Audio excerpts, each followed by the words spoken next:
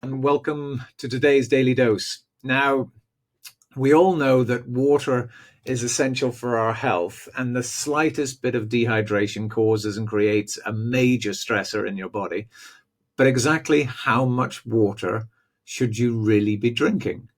And are you drinking enough? Is conventional wisdom true that we should indeed be drinking 2 liters or 8 glasses of water a day? Well, what's really interesting is that there is actually no scientific evidence to support the age old adage that you should drink 8 glasses of water a day.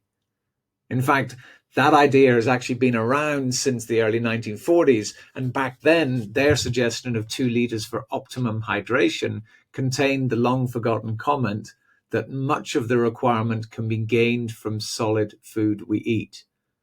So when you think about it, chicken's made up of 54% water, beef's made up of 53%, white bread 30%, and a lot of fruit and vegetables are actually contain up to 90% water.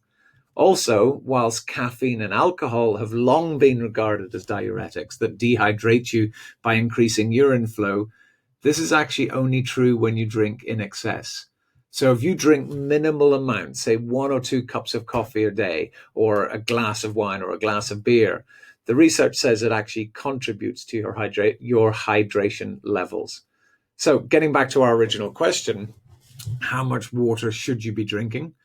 Well, an answer, it depends. It depends on your age, your gender, your altitude, i.e. how far above sea level you live, how much exercise you take. It depends on the weather, and so on and so on. Now, as with everything, though, your body is incredibly intelligent, and you have built-in mechanisms for optimal fluid balance. So what happens when your body detects that you're low on fluid is that your brain and your nervous system causes the release of an antidiuretic hormone called vasopressin. And vasopressin, in turn, causes an increase in the amount of water being reabsorbed or being absorbed by your kidneys. And that water then is released back into the bloodstream. Now, when this is not enough, your brain brings it to your attention by making you thirsty. In fact, the research shows that if your blood becomes more concentrated by only 2%, your thirst mechanism kicks in big time, telling you to consume additional fluids. In fact, it's only when your blood becomes concentrated by about 5% that the medical concerns about dehydration actually present themselves. In other words, your thirst mechanism is an incredibly reliable indicator, and it's certainly something that has helped us evolve over the millennia when water was not always certain. Now, another reliable gauge is the color of your urine. If it's light yellow, you're hydrated, whereas if it's solid or dark yellow, you are dehydrated.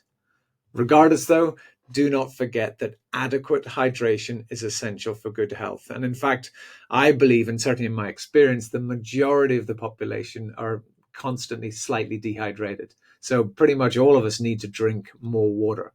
However, that said, there's such a thing as drinking too much water, which is a condition called hyponatremia.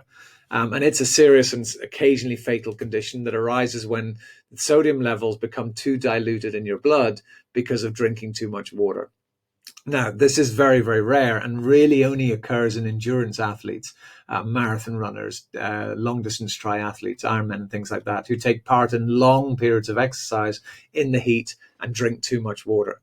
So if that's you, make sure to take some electrolytes while you're exercising, but not those sugar-laden energy drinks. So, in summary, to maintain optimal hydration, follow your thirst, use the color of your pee as a gauge, and make sure you eat a diet full of whole natural foods. On that note, have a great day, stay safe, stay healthy, and stay happy, and I'll see you tomorrow.